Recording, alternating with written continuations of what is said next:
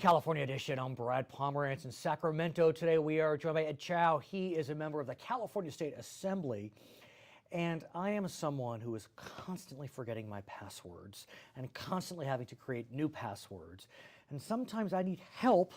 And there are people out there that could actually help me with passwords. Explain the appropriate use of the hack. The hack. Well, hacking has been talked about quite extensively recently.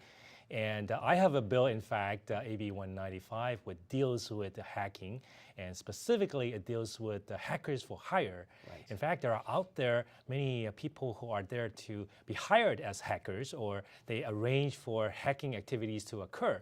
Now, the one big difference between legal hacking versus illegal hacking is the consent, knowledge and consent. So if I wanted to hire a hacker to figure out my password, that's legal. That is correct. That is legal. And it may be a dirty word, but in that case, the hack's okay. That's correct. But you have learned, sir, that there are nefarious hackers out there that are looking for jobs. It's very disturbing.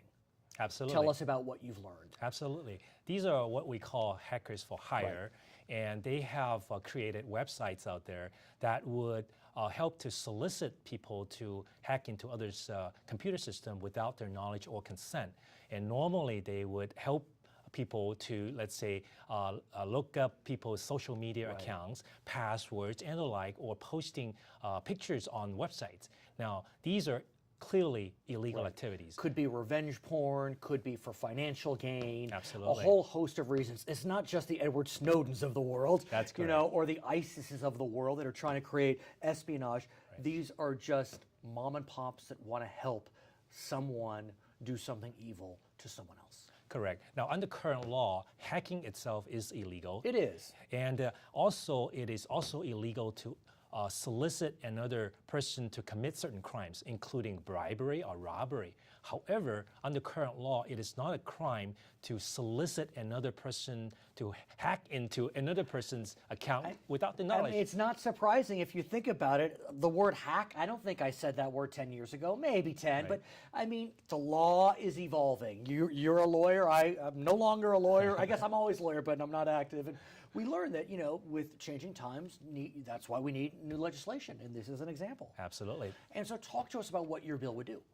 My bill, AB 195, will fill that void. It will make it a crime for somebody to solicit another person to hack into someone's computer system without their knowledge or consent.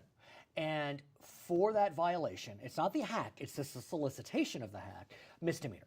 That is correct. Why misdemeanor? Why not infraction? Why not a felony? Because we want to make it a law that would have teeth. Otherwise, it would have probably no effect. So, in fact, currently it is a misdemeanor for many kinds of solicitation as well. And we figure this is an appropriate punishment for people who are helping to find hackers illegally. At the same time, as you know, under the realignment scheme, AB 109, those that commit lower level offenses, including misdemeanors, will serve time in county jails. Correct. As you know, county jails are busting at the seams. Correct. Although there's been some relief with Prop 47.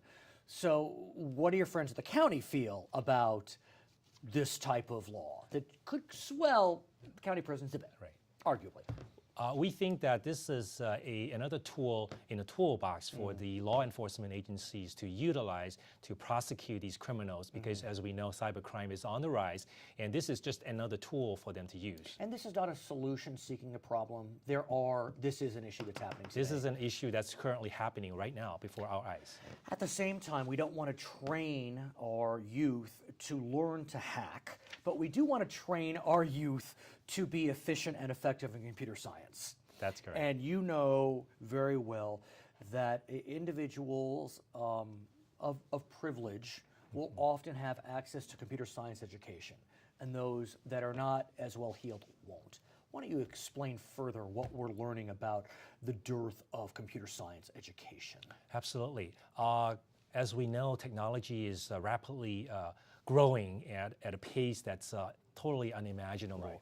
And what is considered to be new technology today could be considered obsolete, let's say, in 1 year. Literally. So literally. Literally, That's you're not right. lying. Correct. 1 year can do it. So that is why we need to train our young people to learn the technology. Computer science is right up there. And according, I want to ask you, sure. do you think we really appreciate how important this is? Because, you know, STEM, we keep hearing about science, technology, engineering, math, but I don't see a lot of computer science. I feel like there was more computer science when we were kids because it was a new venture, it was a new age. I don't see computer science classes offered that often. They're not offered that Yeah. often, correct. And Regardless of the level of affluence. And particularly in areas that are underrepresented or underserved. So that's why I have a bill, that's the AB 1258, that would build a partnership between the private industry and also the school districts to basically provide a grant program to promote computer science in areas that are most needed. At what age should the programs enter the schools? Because, look, with the Smarter Balanced Assessment, kids are seeing their standardized tests on computers, and so they need to know how to use computers. I mean, query whether they know better than the teachers, but that's okay. For now, you know, where do you want the program to begin? I think the earlier the better. I think K-12 would be a good place to start. In fact, I have a 7-year-old daughter who is already very versatile in Probably doing better computer. than Dad, I would presume. Than many of us. So I think the earlier on we promote that training program, the better off So they are. does your bill address that very issue, at what level the grants would be awarded? Yes, as far as the level of expertise or the level of education, we leave it up to the superintendent of instruction. But then we are matching up private industries with the school districts for a dollar for dollar kind of matching program to promote, number one, computer science teaching, and number two, professional development for teachers. How do you make sure that this grant program is done in such a way to avoid, I'll just call it the fiasco that was the iPad debacle of LAUSD? I think what we are promoting is essentially encouraging the tech industry and private donors to donate money into this program, whereas the school district will have a decision-making power to determine what is best for the school district. Have you started to line up some of this private industry? I think the answer is yes. I see something on this page. We do have quite a bit of support. We have no commitments as far as dollar amounts is concerned. Right, but one of your supporters is a company, you may have heard of it, it's called Microsoft. Correct. I think Microsoft is on board, no? That is correct. How are you able to line that up so early in the process? I mean, that's pretty impressive for a non-California-based company. I think Microsoft has been at the forefront of promoting technology and computer science, and I want to thank them for that. Right. And I'm hoping that this is only the beginning. I'm hoping that other tech industries will also come on board to help the next generation with computer science. I also think it's critical when we introduce programs like this. It's so important that the parents also have some knowledge base, because if they don't, it's difficult. If they don't have a computer at home, it's difficult. So is there an element here where parents can participate or something like that? You got an excellent point there. I think that the parents play a very crucial role in this equation. So as far as the bill is concerned, we are also asking the superintendent to actually devise some mechanism for us to get everybody involved in this process. So how are your bills doing? I mean, it takes some time to get bills through. You are in the Democratic majority, but still, how are they doing? We are hopeful. So far, the two bills that I mentioned, they have been successfully passed the committees. And in fact, the Hackers for Hire bill has cleared the assembly so far. Oh, really? It will go to the Senate Do you have friends in the Senate that are going to carry it for you? Do you need friends in the Senate?